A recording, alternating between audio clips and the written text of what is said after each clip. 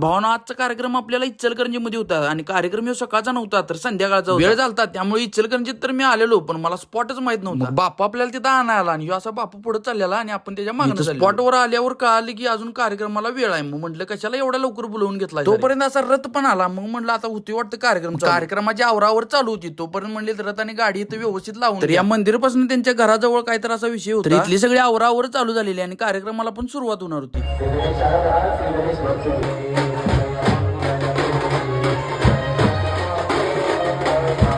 तर आरतीची सुरुवात करून कार्यक्रम ह्यो असा चालू केलता.